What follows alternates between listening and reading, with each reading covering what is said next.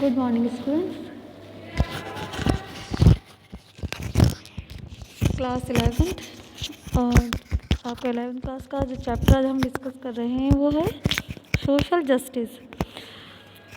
सबसे पहले मैं आपको बताती हूँ कि सोशल जस्टिस क्या होता है।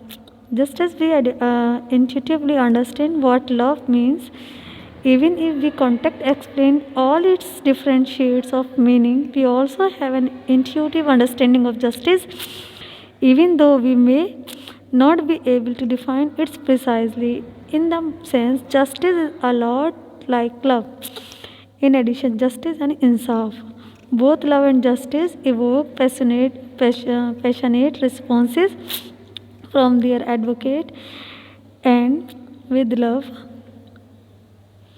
no one hates justice, everyone wants justice for oneself and to some.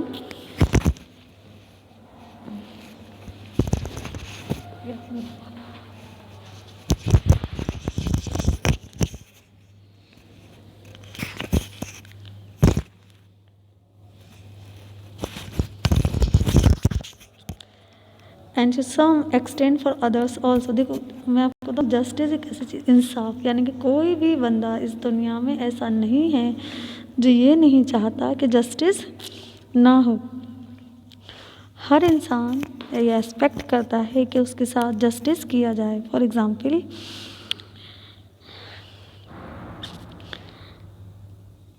but unlike love, which an aspect for our relationship with a few people whom we know well, justice concerns our life in society, the way in which public life is ordered, and the principles according to which social goods and social duties are distributed among different members of a justice. देखो, जब हम justice की बात करते हैं तो ये एक सोशल एस्पेक्ट है। क्या है? Social aspect. और हम जिस समाज में रहते हैं तो हम ये एक्सपेक्ट करते हैं कि हमारे साथ सोसाइटी में रहते हुए जस्टिस किया जाएगा, यानी कि किसी भी ग्राउंड पर सोसाइटी में हमारे साथ किसी तरह का कोई भेदभाव नहीं किया जाएगा, चाहे वो सोशल ड्यूटीज़ हों, चाहे सोशल गुड्स का डिस्ट्रीब्यूशन हो।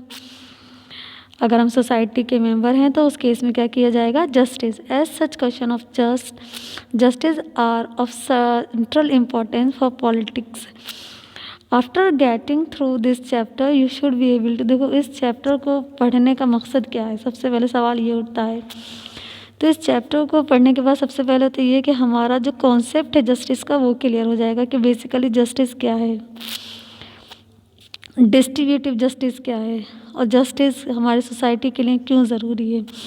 If we are a member of society, तो अगर हम सोसाइटी के मेंबर हैं तो हम क्यों एक्सपेक्ट करते हैं कि हमारे साथ जस्टिस किया जाए, किसी भी ग्राउंड पर हमारे साथ इनजस्टिस ना हो। चलिए, क्वेश्चन उठता है बेटा, व्हाट इज़ जस्टिस? जस्टिस क्या है, यानी इंसाफ क्या है? All culture and tradition have grappled with question of justice, although they may have interpreted to concept in different way. देखो, सोसाइटी में, जिस सोसाइटी में हम और आप रहते हैं वहाँ पर डिफरेंट कल्चर, डिफरेंट ट्रेडिशंस के लोग रहते हैं, और हर इंसान ये एक्सपेक्ट करता है कि जस्टिस होना चाहिए। सबके दिमाग में सवाल भी उठता है कि जस्टिस क्या है। इस कंसेप्ट को, जस्टिस का जो कॉन्सेप्ट है उसको अलग अलग तरीके से डिफाइन किया गया है। For instance, in ancient time, Indian society, justice was associated with dharma and maintaining dharma or just social order. अगर हम इंडियन एंशियंट सोसाइटी की बात करें तो एंशियंट सोसाइटी में जस्टिस यानी इंसाफ को किस चीज़ से जोड़ा जाता था? धर्म से, धर्मा, एंड मेंटेनिंग धर्मा, और धर्मा को मेंटेन करना ही जस्टिस था, यानी कि और just a social order. Justice क्या था? जस्टिस एक क्या था? Social order. कब ये कॉन्सेप्ट फॉलो किया जाता था? In ancient time was consider to be primary duty of king. और क्या माना जाता था? ये सपोज किया जाता था कि जो जस्टिस है, जस्टिस करना किसकी जिम्मेदारी है? जो किंग है, यानी कि जस्टिस का जो कॉन्सेप्ट है वो किंग से जुड़ा हुआ है, और ये किंग की जिम्मेदारी है कि वो तमाम लोगों के साथ जस्टिस करें। In China, Confucius, the famous philosopher, argued that the king should maintain justice by punishing wrongdoers and rewarding the virtuous। China में एक फिलोसफर का फेमस फिलोसफर हैं, वो ये कहते हैं कि जस्टिस मेंटेन करने के लिए किंग की जिम्मेदारी है कि वो अगर गलत चीज़ें हो रही हैं, कोई भी कर रहा है, तो वो उनको पनिश करे, और अगर सोसाइटी में सही चीज़ें हो रही हैं तो उनको रिवॉर्ड दिया जाए। यानी कि अगर जस्टिस मेंटेन करना है तो हमें पनिशमेंट और रिवॉर्ड दोनों ही के कॉन्सेप्ट को फॉलो करना है। अगर कोई गलत है तो उसको पनिशमेंट, और अगर कोई सही है अपनी जगह, उसने अच्छा काम किया है, तो उसके लिए उसको रिवॉर्ड किया जाए। That is justice. In 4th century BC Athens Greece, Plato discussed issue of justice in his book the Republic. देखो 4th century में जो ग्रीस फिलोसफर हैं प्लेटो, उन्होंने अपनी बुक जिसका नाम है रिपब्लिक, उसमें इस कॉन्सेप्ट को डिस्कस किया है। According to Plato, through a long dialogue between Socrates and his young friends Glaucon and the Adeimantus, Plato examine why we should be concern about justice. काफ़ी लंबे डिस्कशन के बाद सोक्रेट और उनके यंग फ्रेंड्स के बीच जो डिस्कशन चली है, उसके बीच एक लंबे डिस्कशन के बाद जो प्लेटो हैं उन्होंने ये एग्जामाइन किया कि हम जस्टिस के बारे में क्यों कंसर्न हमें होना चाहिए, क्या वजह है ऐसी कि हमें जस्टिस को लेकर, इंसाफ को लेकर हम इतने ज़्यादा कंसर्न हैं। The young people asked Socrates why we should be just. जो यंग पीपल से उन्होंने सोक्रेट से सवाल पूछा कि क्यों होना चाहिए जस्टिस, क्या वजह है, अगर जस्टिस ना हो तो क्या प्रॉब्लम है। They observed that the people who were unjust seemed to be much better off than those who were just.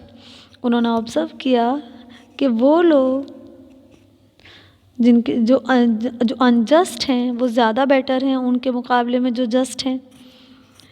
ध्यान समझिए बेटे से कि क्या ऑब्जर्वेशन था उनका कि जो लोग अनजस्ट हैं तो वो ज़्यादा बेटर हैं उनके कंपैरिजन में जो जस्ट हैं। Those who twisted rules to serve their interest, avoided paying taxes, and were willing to lie and be deceitful were often more successful and than those were truthful and just. मतलब unjust कौन लोग, ये कह रहे हैं कि वो लोग जो टैक्स पे नहीं करते, जो डिफ़ॉल्टर हैं, जो मतलब विलिंग टू लाई, झूठ बोलते हैं जानबूझकर, तो ये लोग तो काफ़ी सक्सेसफुल हैं उन लोगों के कंपैरिजन में जो सच बोलते हैं, जो सही हैं अपनी जगह। ये उनका अपना ऑब्जर्वेशन था। फिर भी जस्टिस ज़रूरी है, क्यों? If one were smart enough to avoid being caught them it would seem that being unjust is better than being just. You may have heard people expressing similar sentiments even today. देखो, if one were smart enough to avoid being caught, then we would seem that being unjust is better. देखो, अभी कह रहे हैं कि अगर कोई ये अनजस्ट है और अगर कोई जस्ट है, तो हम ये देखेंगे कि जो अनजस्ट है उसको, unjust is better than being just. हाँ, वो बेटर है उसके कंपैरिजन में जो जस्ट है, लेकिन you may have heard people expressing similar sentiments, और लोगों के इस तरह के व्यूज़ आते हैं, इस तरह के उनकी अपनी सोच भी है कि अनजस्ट लोगों बेटर होते हैं जस्ट के कंपैरिजन में। बट ऐसा एक्चुअल में अगर हम देखें तो इंसान खुद को तसल्ली देने के लिए ऐसा सोच सकता है, बट एक्चुअल में ऐसा नहीं होता। Socrates remind these young people that if everyone were to be unjust, if everyone manipulated rules to suit their own interest, no one could be sure of benefiting from injustice. देखो, Socrates ये कहते हैं कि कुछ लोग ऐसे होते हैं जो अपने हिसाब से, अपने इंटरेस्ट के अकॉर्डिंग रूल्स वगैरह को मैनिपुलेट कर लेते हैं, तो no one could be sure of benefiting from justice, injustice. लेकिन यहाँ पर हम श्योर नहीं हो सकते, यहाँ पर हम श्योर नहीं हो सकते कि जो मॉडिफिकेशन या जो मैनिपुलेशन किया गया है उसको लेकर हम क्या नहीं हो सकते, श्योर नहीं हो सकते। श्योरिटी का कॉन्सेप्ट नहीं है यहाँ। Nobody would be secure and this way likely to harm all of them. और ऐसी कंडीशन में क्या होता है कि चीज़ें दूसरों के लिए काफ़ी नुकसानदेह हो जाती है। मतलब कोई चीज़ मैंने उसको मॉडिफाई कर लिया अपने अकॉर्डिंग, अपने इंटरेस्ट के अकॉर्डिंग, तो ये चीज़ दूसरे के लिए तो हार्मफुल हो सकती है ना। Hence, it is in our own long-term interest to obey the laws and just. इसीलिए ये है कि हमें क्या करना है, हमें अपना लॉन्ग टर्म इंटरेस्ट को देखना है, हमें सिर्फ अपना ओन इंटरेस्ट नहीं देखना, हमें ये देखना है कि जो चीज़ें हमारे लिए बेनिफिशियल हैं वो दूसरे के लिए नुकसानदेह नहीं होनी चाहिए।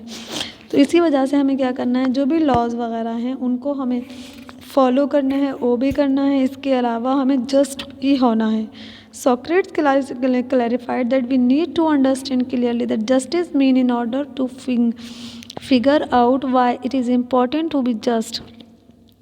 सॉक्रेट कहते हैं, साफ तौर पर वो बताते हैं कि जस्टिस का मतलब है in order to figure out why it is important to be just, कि हमें बिल्कुल जस्ट होना है, यानी कि कहीं पे कोई झोल नहीं है। He explained that justice does not only mean doing good to our friends and harm to our enemies. Socrates कहते हैं जस्टिस का मतलब ये नहीं है कि हम हमारे दोस्त हैं तो उनके साथ अच्छा करें और जो हमारे दुश्मन हैं तो हम उनके साथ बुरा करें, और परसुइंग अवर ओन इंटरेस्ट, या फिर अपने इंटरेस्ट के अकॉर्डिंग काम करें।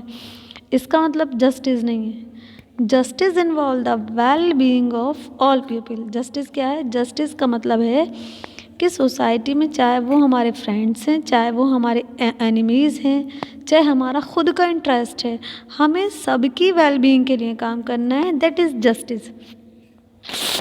सॉक्रेट ने जस्टिस के कॉन्सेप्ट को एकदम क्लियरली कहा कि ना हमें अपने फ्रेंड्स के साथ अच्छा करना, अपने एनिमीज़ के साथ गलत या अपने इंटरेस्ट को प्रमोट करना है। नो, हमें सोसाइटी में रहने वाले तमाम लोगों की वेलबींग के लिए काम करना है। That is justice. Just a doctor is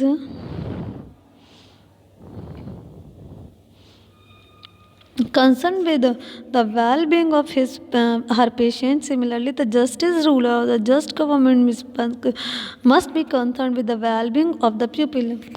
सॉक्रेट ने एक डॉक्टर की एग्जाम्पल दी है कि जिस तरह एक डॉक्टर अपने तमाम पेशेंट की वेलबींग के लिए काम करता है। ऐसा नहीं कि पेशेंट में जिस पेशेंट को वो पसंद करता है वो उसका ट्रीटमेंट करेगा, जिस पेशेंट को वो पसंद नहीं करता उसका ट्रीटमेंट नहीं करेगा।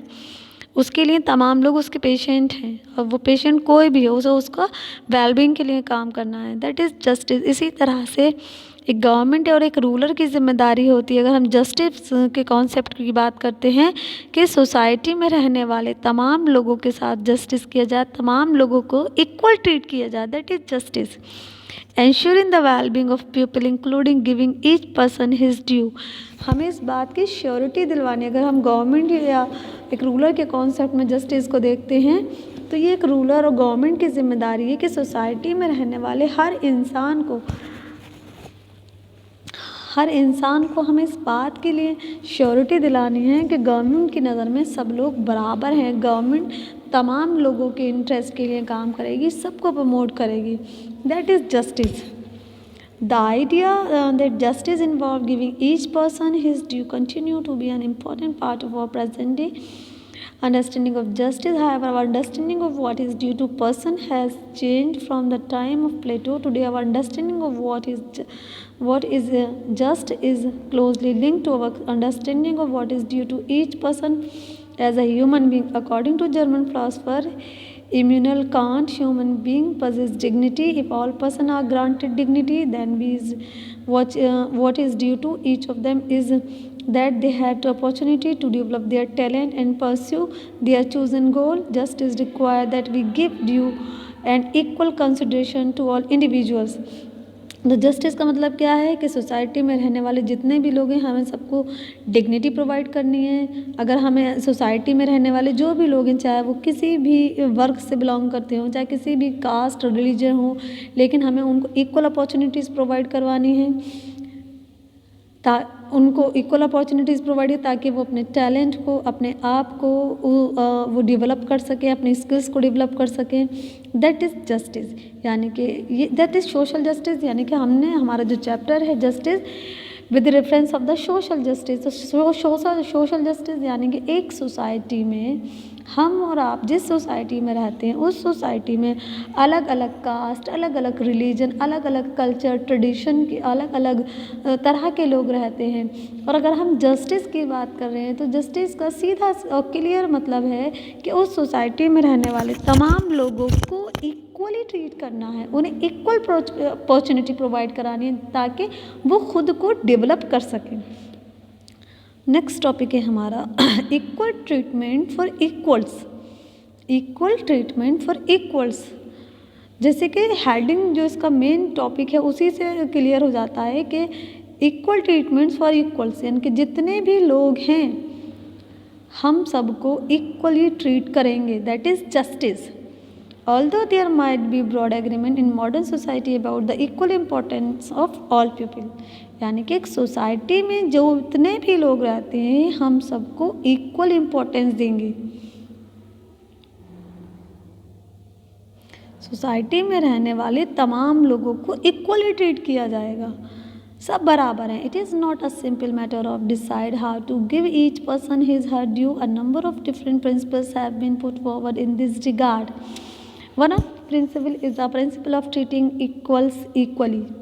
Equals equally यानी कि तमाम लोग इक्वल हैं, सोसाइटी में रहने वाला हर इंसान इक्वल है और उसको हमें इक्वल ही ट्रीटमेंट देना है, यानी कि there is no discrimination.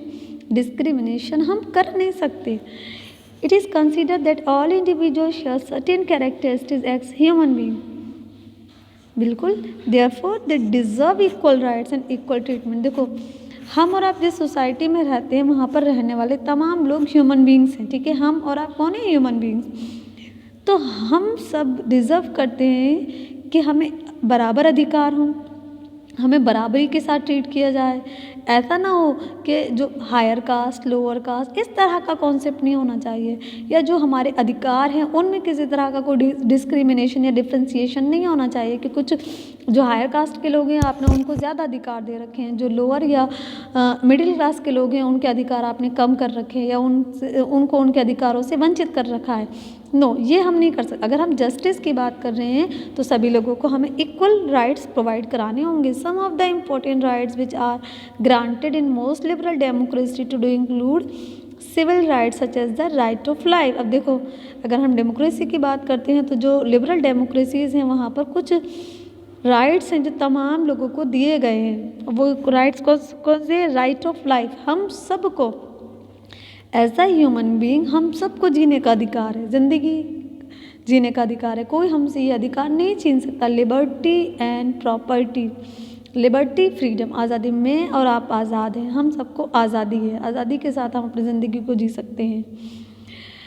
Property, अगर मैं प्रॉपर्टी रखना चाहती हूँ तो मेरे पास ये अधिकार है कि मैं प्रॉपर्टी रख सकती हूँ। Political right like the right to vote, इसके अलावा हमारे पास कुछ पॉलिटिकल राइट्स भी हैं जैसे कि राइट टू वोट। और तमाम डेमोक्रेसीज़ में वहाँ के लोगों को, वहाँ के नागरिकों को वोट डालने का अधिकार वहाँ के संविधान ने दिया हुआ है। जैसे कि इंडियन कॉन्स्टिट्यूशन ने भी हमें अधिकार दे रखा है कि मैं अपना वोट डाल सकती हूँ। Which enable people to participate in the political processes and sustain social rights which would include the right to enjoy equal opportunities with other members of the society। तो राइट जो वोट है ये मेरा एक ऐसा अधिकार है जो मुझे इस लायक बनाता है जिसकी बेस पर मैं अपने कंट्री की पॉलिटिकल प्रोसेसेस में, पॉलिटिकल एक्टिविटीज़ में पार्टिसिपेट कर सकती हूँ और मेरे पास एंजॉय इक्वल अपॉर्चुनिटीज़। इसके अलावा हाँ, एंड सर्टेन कुछ हमारे सोशल राइट्स भी हैं। वो कौन कौन से हैं? जैसे कि right to enjoy equal opportunities, यानी कि सोसाइटी में मुझे बराबर अपॉर्चुनिटीज़ मिलने चाहिए। अगर मान लीजिए गवर्नमेंट किसी भी तरह की कोई भी अपॉर्चुनिटी प्रोवाइड करती है तो सोसाइटी में रहने वाले तमाम लोगों को वो अपॉर्चुनिटीज़ प्रोवाइड करवानी चाहिए।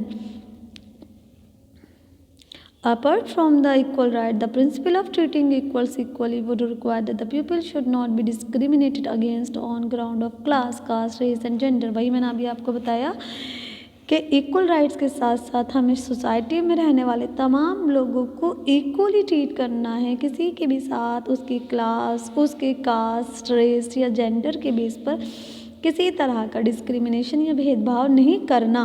दिस शुड बी जज on the basis of their work and action and not on the basis of group to which they belong. हम इंसान को किस बेस पे जज करेंगे, उसने क्या काम किया है, उसका काम कैसा है। हम उसको इस बेस पे जज नहीं करेंगे कि वो किस क्लास से बिलोंग करता है, उसकी कास्ट क्या है। Therefore, if two persons from different castes perform the same kind of work, whether it be breaking stone or delivering pizza, they should receive the same kind of reward. If a person get 100 rupees from some work and another receive only 75 rupees for the same work because they belong to the different caste, then it would be unfair और unjust. देखिए मान लीजिए दो लोग हैं, वो same तरह का काम कर रहे हैं, तो उन्हें उसके लिए सेम पेमेंट मिलना चाहिए। मान लीजिए एक इंसान को उसी के लिए 100 रुपीज़ मिल रहे हैं और दूसरे को 75 मिल रहे हैं। 75 इसलिए मिल रहे हैं क्योंकि वो जो एक लोअर कास्ट से बिलोंग करता है, इसलिए उसको उसका वेज कम मिल रहा है। तो ये क्या है, ये गलत है, ये अनजस्ट है, ये जस्टिस नहीं है। अगर दो लोग सेम तरह का काम कर रहे हैं तो उन्हें उसके लिए इक्वल वेज मिलना चाहिए, इक्वल पेमेंट मिलनी चाहिए। सिर्फ कास्ट के बेस पर उनका पेमेंट कम नहीं किया जा सकता। Similarly if a male teacher in a school get a higher salary than a female teacher, then this difference would also be unjustifiable and wrong. इसी तरह से स्कूल्स में होता है कि जो मेल टीचर होता है उसकी जो सैलरी होती है वो फीमेल टीचर के कंपैरिजन में ज़्यादा होती है, जो बिल्कुल गलत है। ये भी क्या है, ये भी अनजस्ट है और गलत है। तो ये अनजस्टिस है। सोसाइटी में आपको ऐसी बहुत सारी एग्जांपल्स मिल जाएंगी जहाँ पर खूब हम देख सकते हैं, खुद हम पर्सनल हम उस चीज़ को ऑब्ज़र्व कर सकते हैं पर्सनली कि सोसाइटी में किस तरह से जेंडर के बेस पर, जैसे कि मेल फीमेल के टीचर की सैलरी में डिफरेंस होता है, जैसे कि कास्ट के बेस पर के सेम काइंड ऑफ वर्क के लिए एक बंदे को 100 रुपीज़ का पेमेंट और दूसरे को 75 का। क्यों? क्योंकि वो लोअर कास्ट से बिलोंग करता है। ये सब क्या है, ये इनजस्टिस है, ये बिल्कुल गलत है। और इस तरह की प्रैक्टिस अभी भी हमारी सोसाइटी में बहुत ज़्यादा उनको मतलब अभी भी हमारी सोसाइटी में इस तरह की प्रैक्टिसेस को फॉलो किया जा रहा है जो जस्टिस के बिल्कुल अगेंस्ट है। तो हमें ये सब नहीं करना, क्योंकि हम सोशल जस्टिस की बात करते हैं और सोशल जस्टिस का मतलब है कि समाज में रहने वाले तमाम लोगों को हमें इक्वली ट्रीट करना है। नेक्स्ट टॉपिक है आपका बेटा proportionate justice. This topic I will discuss in next video. Thank you very much.